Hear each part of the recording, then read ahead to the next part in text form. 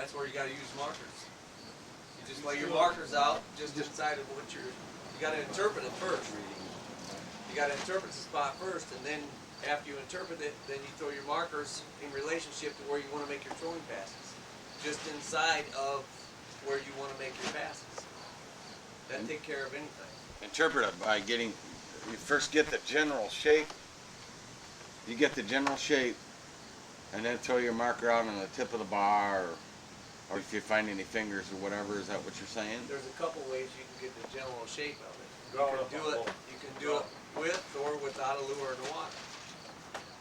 If you got a tall weed line, John, get up here and draw it. Everybody can't fly like you do because you're a seagull. You can see that shit. give me that. I'm erasing everything you put up there.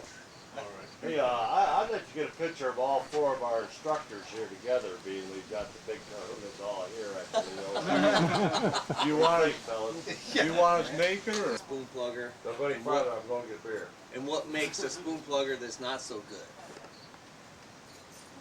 Let's start out where John did. I don't care what lake you're on. You got to learn how to run the 500s, the 400s, and the 250s. That's your three basic lures. That's how you begin to learn how to be a good spoon plugger. First of all, you got to find a lake that you can do it on. One time I was fishing Hamilton Lake, the greatest lake in the whole world, I thought, and it had weeds down to about 15 foot, solid weeds. And I told Buck, I said, I can't troll a 500, 400, and 250. He said, get the hell off of it. The greatest lake that I ever fished. Get off of it. Why? And I didn't understand why, so I can learn. You can't learn on a lake that's got weeds from the shallows all the way out, because one of the questions he says in the book, can I fish this lake properly? There's several things that come into play when you talk about that. Weeds. Just like trees sticking up. You can't fish that stuff properly. It's difficult to fish. So leave that lake alone and go find one that you can fish. Now you can begin to learn. So learn how to contour troll the shallows first. So how do we do that? You put a 500 on, you let out a couple of colors, and you move in until you touch weeds or until you bump bottom, gradually. And then when you bump bottom, you gradually move out. And what you're doing, you're contour trolling the shallows. That will show you these bars that stick out. A lot of times you have to get a little bit deeper than that. For instance, let's say if you have a lake that's flatter than all get out and it doesn't break until it gets to 12 feet. It's going to be difficult to find a bar like that when it's so flat like this until you get to a break line of 12 feet. That once you get to that, then you're going to start seeing things. Am I making any sense at all? If you're up on a big flat where there's nothing that really sticks out or that shows you anything, you're not going to see it until you have some kind of a little break line there. And then you're going to start to see the features that are there. So let's back up a little bit and get back to 500, 400, and 250. You've got to learn this first before you learn anything. It's just like a little child. You got to learn to walk before you can run. Once you start doing that, like John said, you throw your markers on the fingers. Maybe there's another one down here. Then you start fishing those. But once you get down below 8 to 10 feet, now you got to change. You got to make you're supposed to make straight line passes because the fish are going to react a little bit different below those depths than they are when they're in the shallows. When they're up here, you can be half-assed, you can be sloppy, and you're still going to catch them. Because once a fish gets up that shallow, he's going to be pretty active. Now, as we make these straight line passes and go to the bigger lures, now we start to learn. And you might ask, what do we learn? Well, we start to interpret things that you see. The only way you can learn is to put a lure down there on the bottom and find out what's there. That's the only way any of us can learn anything. So now you start fishing deeper and your interpretation starts getting better, and as you make your trolling passes, as you go out and turn around, you're going to see things. For instance, let's just say you got a 40-foot hole right there and you got a 20-foot deep there. Well, you know your contact point's going to be on this side. It's just that simple. The guideline says the deepest water in the lake is the home of the fish, or the deepest water in the area being fished. In the book, Buck shows a bar in a 9-volume home study series. He shows a bar going out and he shows a 40-foot hole here and a 20-foot hole here. As you start making your passes, you're going to see, as you get out deeper, that this is only 20 foot and this is 40 foot. So your interpretation says, well, your contact point for your biggest fish in the lake is going to be somewhere around where this 40-foot hole comes in close to this bar. How do I find it? Same thing. You have 500, 400, 250. It's going to show you this bar. Throw your marker. Now you're going to make your straight line passes. As you get out deeper, you're going to notice that this is 40 foot, this is 20 foot. You can eliminate that. This is where it's at right here, somewhere right there. It's just that simple. Now let's say you go somewhere else. Now you're fishing a flatland reservoir. Let's say you got a reservoir going down here, and you got your channel going here, and then winding across here. Here's going to be your key spot, and here's going to be your key spot. Why? Because these are the only things that lead the fish to the shallows. Every good fishing spot must go all the way to the shallows. If it doesn't, the fish will eliminate it. This is no good out here because nothing exists. You have no break lines. It'd be a big flat just like that. The fish don't have anything to follow. But you also have to revert back. The deepest water will be here. The deepest water here will be somewhere in the channel, the home of the fish. Now, you do the same thing. 500, 400, 250, right on down to the deepest water. But you got to find out what is there. You got to put a lure down there and find out what's there. There's two structure situations in two different types of fishing water. Flatland reservoir and a natural lake. Now a guy goes to Lake Chickamauga. Got a side feeder stream cut. Here's the other shoreline. Take some guy from the north, puts on a 500, 400, 250, on down, gets done fishing at the end of the day. He's got 20 little stinkers like that. He says there ain't no fish in this lake. Why? Because he's never fished there before. He doesn't know that this is a wide floodplain reservoir, and you got a delta situation out there on both sides of the old river channel. This is 60 feet deep out here. Where's the home of the fish? 60 feet. Deepest water in the lake. The channel. This is the home of the fish. In the spring, if he was trolling this or trolling back up in here, you'd probably make a pretty good catch, because that's where the fish are that time.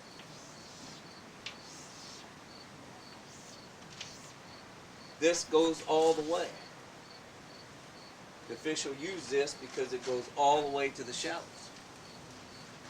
But they don't have to go all the way to the shallows, but the structure has to go all the way before they will use it. In the summertime, most of your movements will stop right here. Those will be your key places. So that's three structure situations, but we fish them all the same. In the spring, we're going to check out this stuff back here. We're going to check out along the shorelines, and we may check out some of this stuff, and even here on a bad weather condition. Maybe they'll go all the way back. In the summertime, this is where we're going to concentrate our efforts, here and here. Again, a guy's not going to know this unless he knows what type of structure situation you got, what the season is. He has to experience all these situations. You can't just be a one-method Pete and expect to become a knowledgeable fisherman. It's just not going to happen until you get some experience under your belt. What's another one, John Boy? Let me just ask a few questions to you guys. I don't care what kind of place this is. If this is a reservoir and the flow is going this way, tell me where your sharper breaks are going to be in your deepest water. First of all, let's start the deepest water. Where's the deepest water going to be? Outside. Bends. So Buck always says, it says right in the book, this is where everything's going to happen, where the bends are. If the channel flows this way, your sharper break is going to be, your water flows in a straight line until it's obstructed, and then it turns. And that's where things happen. So your sharper break is going to be along here, and once this turns the corner, this becomes flat just like that. There's no break lines, so you can eliminate most of that. In some places, you will have break lines that occur on both sides. Good break lines, and where that happens, you have to fish both sides. You have to fish the inside and the outside. A lot of times where this comes out and makes a bend will form a beautiful point right there, and you'll have a hole right here. So you have to check out both sides sometimes. But in the whole picture, your sharpest break is going to be on the outside bends. This will be flatter, and you're going to have the deepest water occur right here. And that'll be almost anywhere you go. It could be in a river. Let's say you got a river going here like this, and you're, this is side view. Let's say this is 10 feet deep in the river. That's all the depth you got in the channel. You could take this and cover it up with 60 foot of water now in a highland reservoir, or 70 foot of water. It doesn't change anything of this. It's all going to be the same. See what I'm saying? Your deepest water still occur in the bends. It doesn't matter if it's in the Ausable River down here or in a highland reservoir down at Cumberland Lake. So that's something that a fisherman has to see.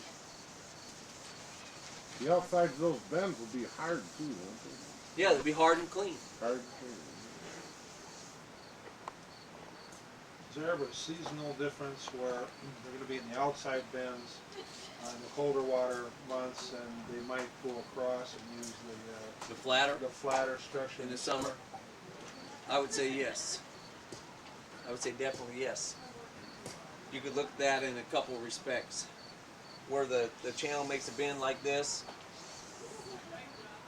where in the winter months, you could say it happens right, it'll happen right here, because the deepest water will be right here, and they will not travel very far. Their movements will be shorter.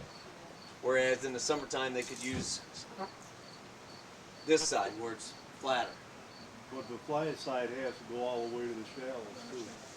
You could also use that instance in a natural lake. Let's say this is shoreline and this is a bar coming out, and you had a hole right here. Let's bring it closer. In the earliest part of the season, a lot of times you'll catch your fish. The first place you'll catch your fish will be on the inside turn, where the deepest water comes in closest to that. That'll be your short movement, whereas your longer, you may hit them on this side of the long bar, the flatter. You could use that, or you could use, if this was a side feeder stream cut in a reservoir, and this is your spawning area back here, this side could have a long bar, and this one have a little short, steep stuff. So in the early part of the season, you want to fish here, and in the summertime, you want to fish out on this bar. Does that necessarily mean your contact point might change, John? Of course, your whole location's going to change. Absolutely, you're in a total different area.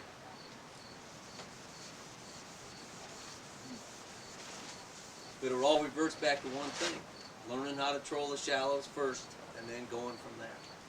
Your spoon plugging is a total concept for successful fishing. There's a part in the 9 volume that says it's not just learning the basic movements of fish, it's not just learning the presentation of lures, it's being able to go to a body of water, understand what type of body of water it is, know what the weather conditions have been like the last several days, observe the watercolor, and have a pretty good idea of what you're going to have to do to catch a fish. That is becoming a good spoon plugger. And you have to start somewhere, you know. There's always guys asking questions, how do I get better? How do I get better? Well, you got to fish a lot. and you gotta fish, you gotta see a lot of water. There's places that you fish that it just absolutely kills you. You lose a ton of lures, but you learn how to fish things. Down at Pickwick, there's delta situations that come up like that, and the tops of these, you try and fish the tops of these, and Ted, how many spoon plugs are you going to lose? Lots. When you get to the base of them, Everything in your tackle box. Water rocks. when you get to the base of them right here, they're clean, and you can fish them all day long. But if the fish are on top, If a fish are on top, it's a difficult situation. But it all boils down to one thing, and that's starting in the shallows and working your way out. I believe that a spoon plugger can be taught how to troll a 500, the 400, and the 250s pretty good. And on a structured situation, be taught how to interpret what is there and go about your straight line passes. This way, all the way down, as deep as the features go. It's what lies out here in the deep water that a guy has to learn himself. I mean, it's difficult to teach a guy how to find a little spot out there that breaks the contact point is not always an easy thing to find for the guys that don't have a lot of experience. But it's all the same. Everything we talked about right here. A fish is the same no matter what. He reacts to the weather and water conditions. He has no choice. In our presentation of lures, we do everything the same. Every time. It's just knowing what kind of body or water you're on, and your interpretation is what's always going to get better. It's an important observation that you and I can make in our fishing. Number one, the most important thing. If you're fishing a lake that has zero weed line, that has good watercolor, the movements of the fish is going to come shallower. There's going to be most of the time more fish to catch. If you get into a school, David and I was talking a little bit ago. Let's say, for instance, you're fishing Hess Lake. Make it real simple. Dark yellow green, just like his chalkboard. And you got a break line out there at 10.5 feet, 10, 11 feet. That's not very deep. When a fish move up that shallow or up here at 7 foot, those fish are not very hard to catch. And if you hit a 5-pound bass right there, on, let's say he's on the end of this finger right there, and you make a pass across here, bang, you get a 5-pound bass. There is nothing to keep you from putting an anchor down right there, making your cast with a spoon plug and walking that baby through that school of fish and catching one of these, buddy. Catching a stringer full of big bass. Now, let's change this situation. Let's make a 15-foot tall weed line in clear water.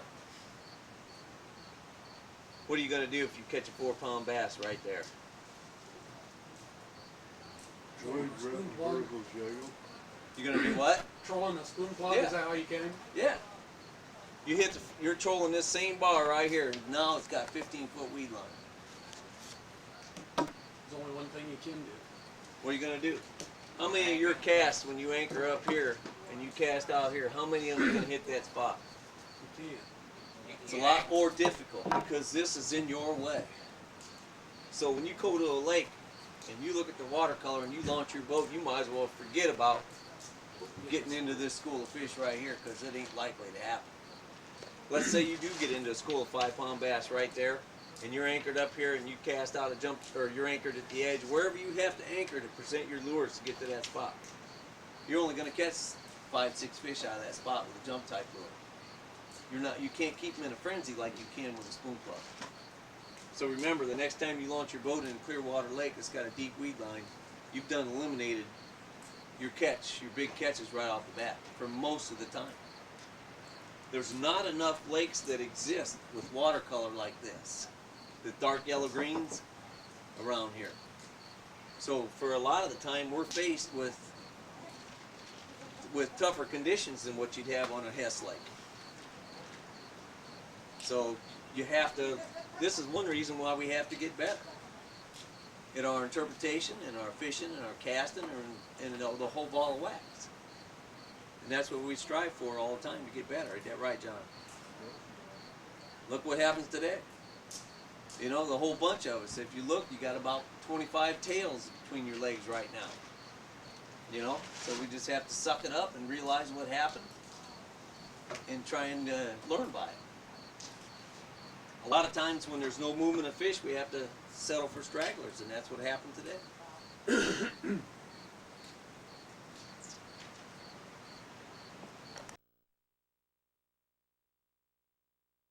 Inside weed line for them to move to, they'll move to the outside. There's one thing that saves us around here, and that's a northern pike. You know, without the northern pike, we'd go a lot of days without catching a fish. The old largemouth bass that put hurt on us most of the time. Me and Gerald were hurting today till I fell asleep in the boat and then we got a couple. Buck Perry, a miniature Buck Perry. Time on water, right, John? There's only one Buck Perry, and the rest of us are all students. That's it. There'll never be another one. He is definitely the man. He's seen it all. He's done it all, and he's made it so daggone simple that it's hard for us to grasp it. It's so simple. But it just takes a lot of study and a lot of time on the water. John, I live in Kalamazoo. You know a lot of the lakes around that area. What lakes would you recommend that would be good learning lakes? A great lake up there to learn on is that little reservoir on the east side of Kalamazoo. Marl Lake? What? Marl Pond? No. Backwater to the Kalamazoo River? Yeah, there's a dam there. Okay. It's got a lot of walleyes in it. You know it, don't you, John? Yeah. That and Allegan. How far is Allegan from you? Not too far. I've been working on that one. Morrow Lake. Morrow Lake. Here's a dam. Here's the island. Here's a boat ramp. Here's your fishing water right here. Here's your overflow on the dam. Here's your riprap. You got a nice, beautiful little point right there, don't you, John? And then there's a little hump right here on the other side, and it cuts back in like this, comes out. There's some fish here, some fish here, some fish here, and some fish here. That is about all of the fishing water you got in that whole lake. But I'll tell you what that'll offer you.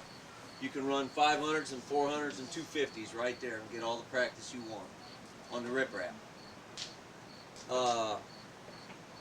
Out here, I think it's about 12 or 13. And I think right here is a 18 or 19 foot hole. That is the key right there. You can anchor on that point right there and fan cast out into that hole and catch walleyes there a lot. And you'll catch walleyes here, in a few smallmouth, not too many. But that's a good lake for you to learn on. That's Morrow, John? That's Morrow. But there's some other stuff. There's a side feeder stream cut that comes out here, but it's very, very hard to interpret. There's not much there. This is the real key spot in there. And guess what it is? It's the deepest water in the lake. What else would be a good one for? Well, other than Allegan or Kalamazoo, Macatawa and where the Kalamazoo River comes into Lake Michigan there. Union. You did some fishing. Saugatuck? Saugatuck, yeah. Was there? how about Bankston Lake? Oh no. 28-foot weed line? Oh, jeez. How far are you from Barton Lake? Banks and Lakes on Yeah. Barton's not too far. That thing's full of mustard. That's got a Big good ones, full of population big in bass, northern too. today. Okay. If you like, I mean, a real good population. That's But- got good color to it? No, it's not got too good a color, but Sometimes if yeah, it gets a blue one. yeah, it gets an algae bloom in the summertime. Thorn Apple's got some good stuff in it. Thorn apple's a good one. Okay. How far are you from that? Well, it's not too far either. Jordan Lake used to be a good one. It used to be a great one, but it's cleared up, hasn't it, Chase? No, They killed it they too. put the didn't kill to it a couple of years, but last year. I think, didn't I hear that somebody just caught the state record northern muskie out of thornapple in the last year or so? Did I hear that, Dale? I think that's right. Yep. There's some giants in there. We've seen muskies in there That was like, what, 38 or something like that? pushing 5 feet. I mean, they're giants. Denny had a big one in there. I was with him when Were you really? he was almost thrown up in the back of his boat too. The mistake I Bit him made off, bit off an 800. for years, That's what we get with not running a leader. after learning a little bit about spoon plugging, was fishing all these weedy lakes and just fighting it all the time. And instead of learning it the right way, going with lakes with color in it and trolling the shallows, you're out there trying to stack lures on a weed line, and if you haven't had that much experience, it's damn near impossible. That's a killer. It's hard for a person to. It gets very frustrating. Do you know what though? If you learn how to move into a cabbage line, stack lures on it, tick the cabbage, and move out, move in, tick it, and move out. And you go down south these reservoirs, and that touching and ticking the bottom of the stuff ain't nothing but a piece of cake. There ain't nothing to it. It's just great. But you try and tick these weeds out here, that's another story. You can't though. That's like man-made material. You know, you can't get through there. Right. It's like somebody's laundry down there. Hey, I haven't got the experience these guys have, so I'm still screwing up. I was on Sage Lake today. I don't know whether any of you have ever been there. I don't recommend it. It's a fairly clear, tannic colored lake. A lot of Weeds go to 18 feet. Normally you wouldn't even unload your boat, but we were there, and by golly, Keith and I were going to fish it. Anyway, John touched on this point a little bit, and I'll show you how I screwed up. We didn't have a map of the lake. I looked at Jeff's map a little bit this morning, and I didn't remember much about it, so I kind of had to figure things out for myself. I was going down this weed line with a 250, and all of a sudden it turned out, and we hit a long bar that went way out in the lake. It was a pretty sharp bar, and then went on down the lake. This is all 18 feet, the edge of the weed line. Found a real good break line at 26 feet. Dropped from 24 to 26 feet. Real nice, beautiful break line. Hard, real nice. This thing's extended on out for a long ways and broke into 36 feet of water. It's 36 out here, 36 here. Worked this bar over pretty good. There was a bit of a finger off the side of this. We caught a couple of northern right there, caught one off the end, all small stuff.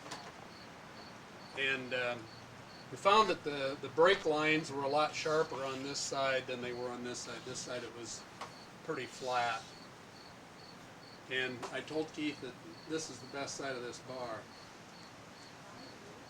But I didn't really know how good it was until we were going around, and I said, Keith, we're never going to get this lake figured out if we don't get on down the lake. So we were trolling around here at 26 feet. We quit about right there, and I started heading off down the lake. 50-foot hole right there. Never saw it. Never got down far enough. So even though this broke into 36 feet out here, this is probably the contact point up in here. You know, Terry's mentioned that a few times. John just went over it a little bit when he was talking about a couple of those holes. You know, we get to thinking that things are like in the book, that the deep water is always out off the end of these bars. And especially on a bar like that, you'd think as sharp as this broke from from about 24 feet to 36 feet, that has got to be the spot. I don't think it is. I think I didn't have a chance to sit down and really go through this, but your contact point on this is bound to be in there somewhere. Doesn't the So- book say too, Ted, that your interpretation should start from the deep water? That's right. And that's And, something and, that and I when I miss was a making lot. straight line passes off this, I was missing this hole. I made straight line passes and was coming down the sides there and still missed this hole. If you'd have had a map on your lap, you could have Yeah. interpreted it a little bit different. Yeah. But sometimes we don't have a map, you know?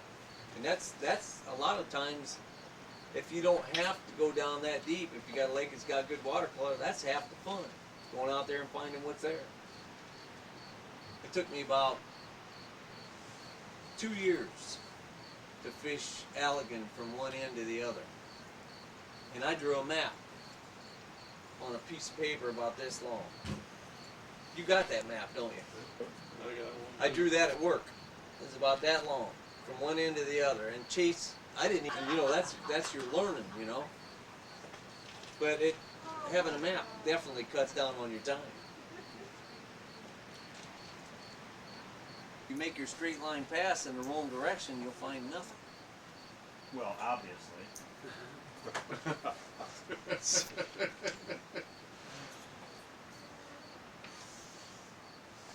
This is the shoreline. I hope this is the one you're talking about. This the one you're talking about?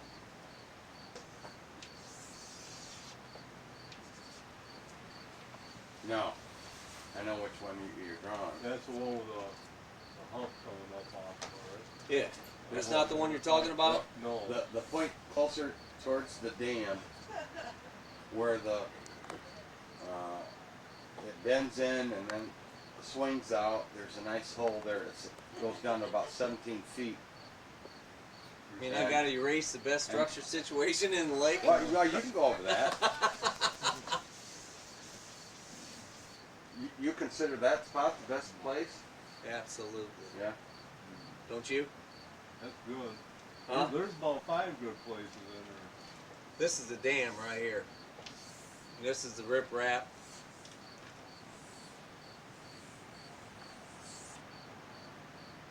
I spent an awful lot of time on that. Yep. I gotta figure out where I am.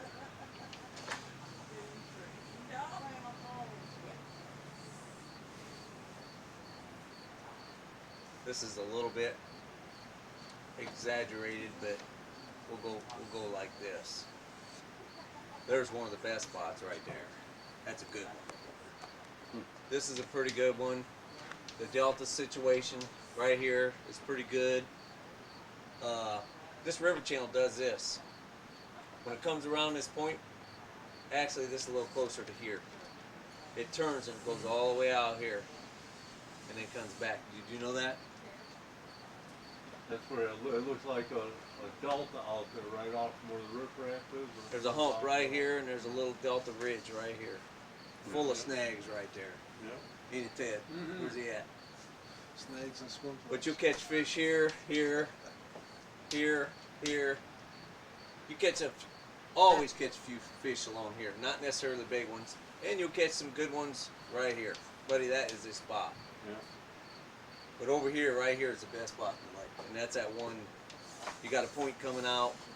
You got a 14-foot hole right here. You got a big hump over here. What happens is the river channel came along like this, made a bend, and it comes clear over here like this. Well, evidently where this made a bend like that, before it was flooded, it overflowed on this bend and cut a slot and formed a hole. The water overflowed and cut a channel through there and formed this hole right here. And there's a hump with a couple fingers that lead right into that hole. Sometimes you catch them off of this bar here. You can anchor here and cast all the way over to here and work your lure right down through that. Providing you don't hit that snagger in the bottom. There's a big snag right there too.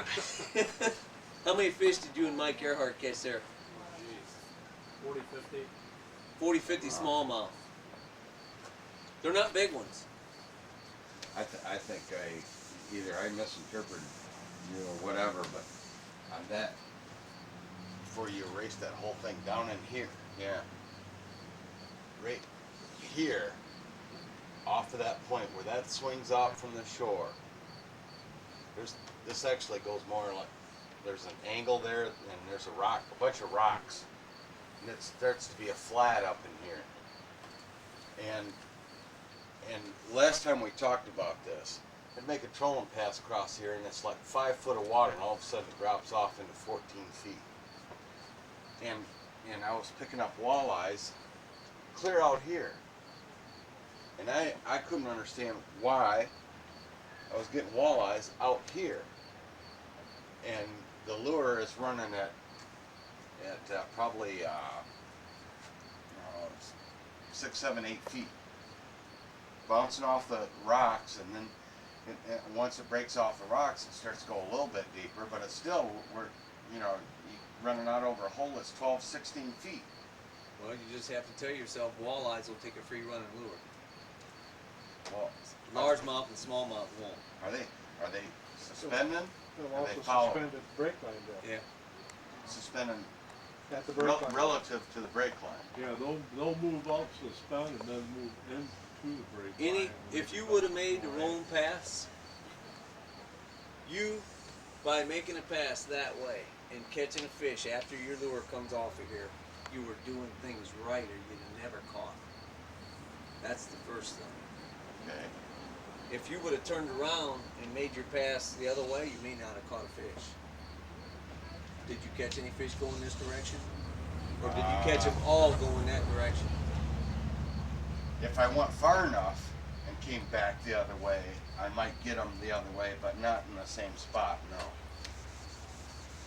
Allegan is a series of this. And what happens in Allegan,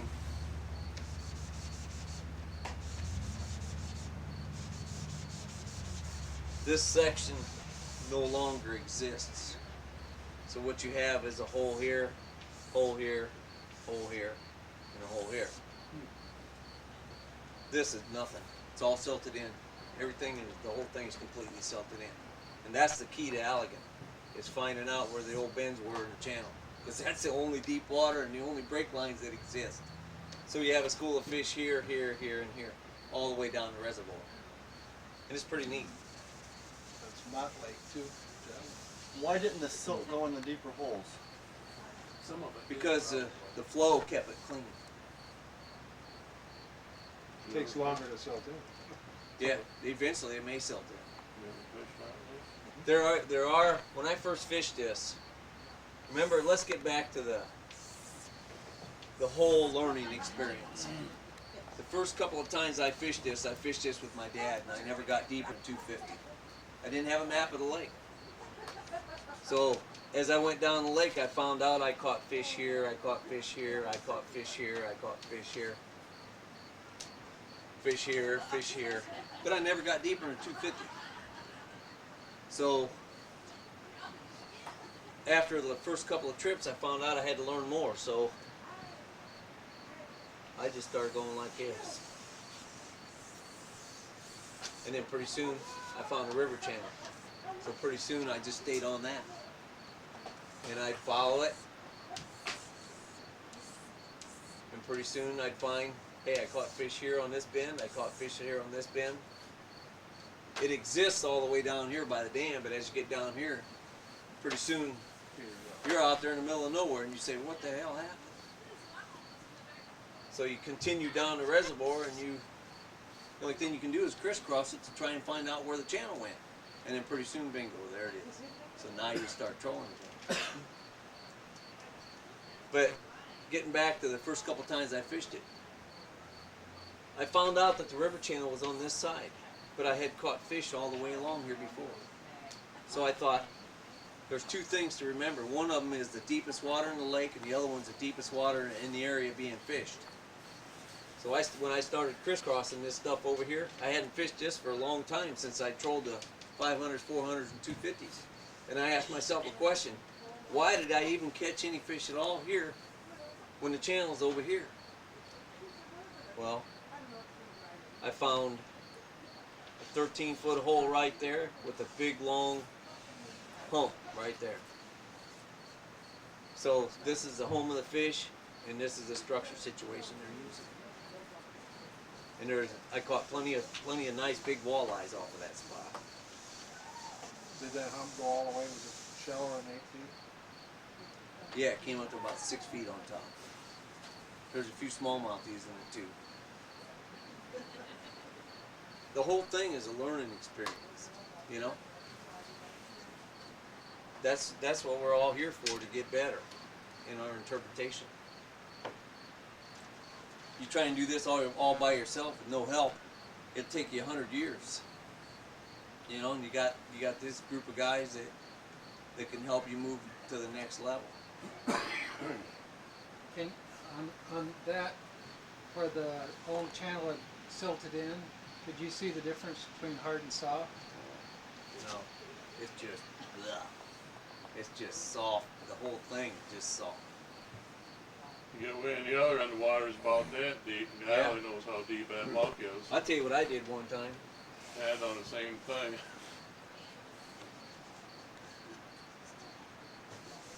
After Chase gave me a map of this thing, one of the most fun days I ever had. At one point, there's a bridge, and this thing goes like this, and then you got a big shallow bay here, and you drive right by her. In the old river channel, the map that Chase gave me comes like this, and it shows it going like this. You call that the well right in there.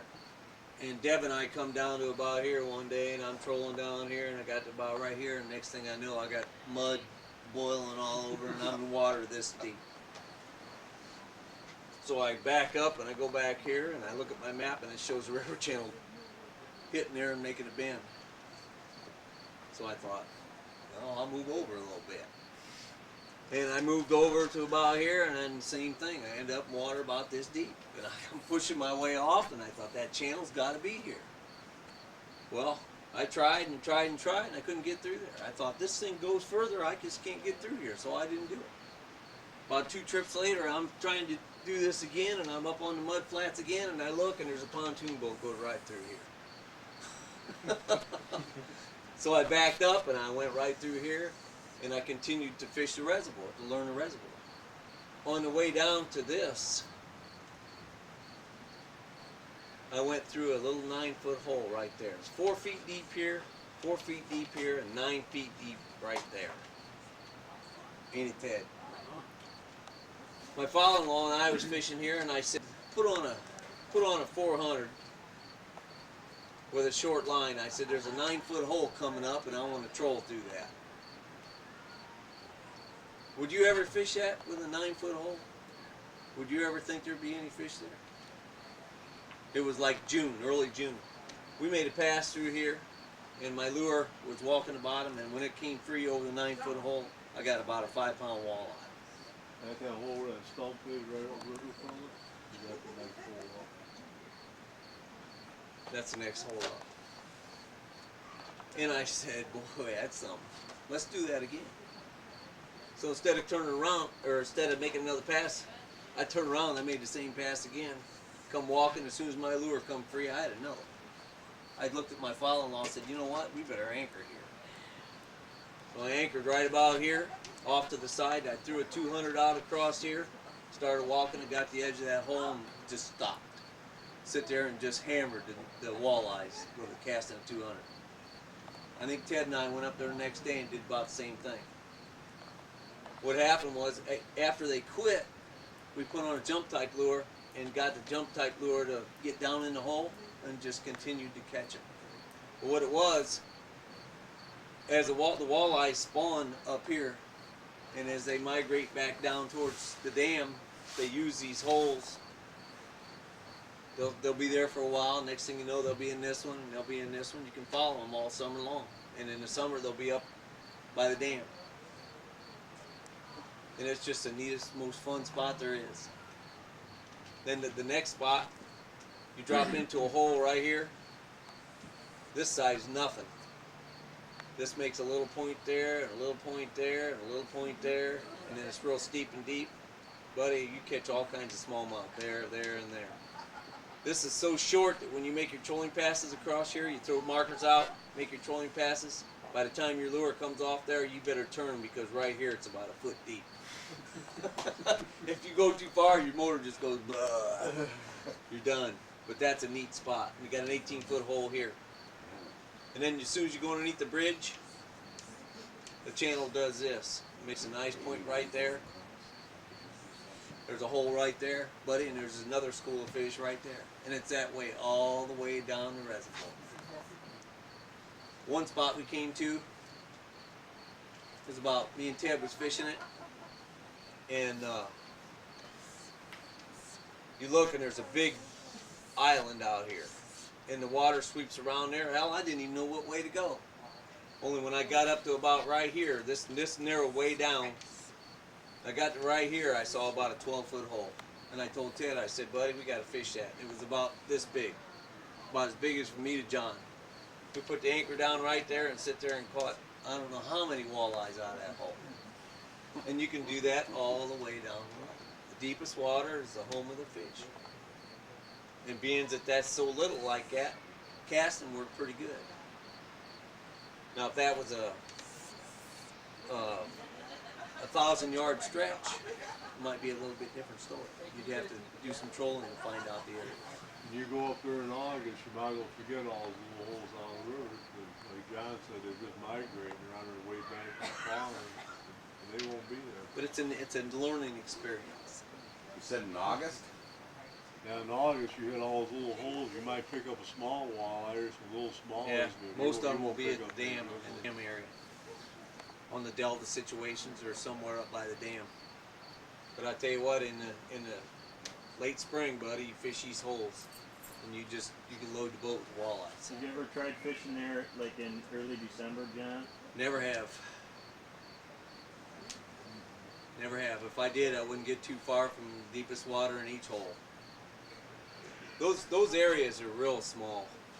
I mean, they're real small. You can cast across all of them. But buddy, once you find them, and that's your ticket. You get any big ones out of it? Big walleyes, yes. Yeah, Lance got a 30-incher one day, didn't he? It was a banger. We got a couple that day. Actually, I was just heading over to the other side of the lake. He was right beside the river chair. But you take this same reservoir, it's got good water color and shallow break lines. Now you make it clear in these holes instead of 9 and 10 foot, now you make them 60 feet. You see how things change? For the worse. Yeah, that's right. And that's what we face, you know. Getting made or have a marker already placed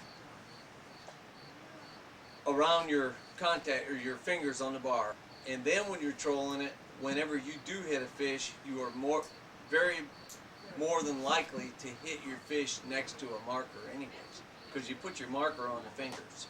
So when you're making your trolling pass, you could have a marker laying here, you already got your markers placed. When you hit a fish, it's easier to figure out where you hit the fish by already having your markers in place. But if you're trolling the shallows, it's okay to throw a marker after you hit the fish, because it's a lot easier to locate them when they're in the shallows anyways. But if you know what the structure situation is and you have your markers placed, one here and one there, now you're making your passes. When you hit a fish, it's very likely you're going to hit a fish right next to where you got your markers placed anyways. But you can still throw another marker to ensure that you do know where the fish are. I mean, that's the key, is knowing where you hit the fish so you can load the boat afterwards, right? Everybody wants to get that big stringer of fish. Just like Gerald got him in a boat, he throws a marker. Every time he throws it off the wrong fucking side. Well, that happens. Always know where you are on the water. If you know where you are on the water, if you know what you got in front of you when you're fishing it, when you hit a fish, you already know where that fish was.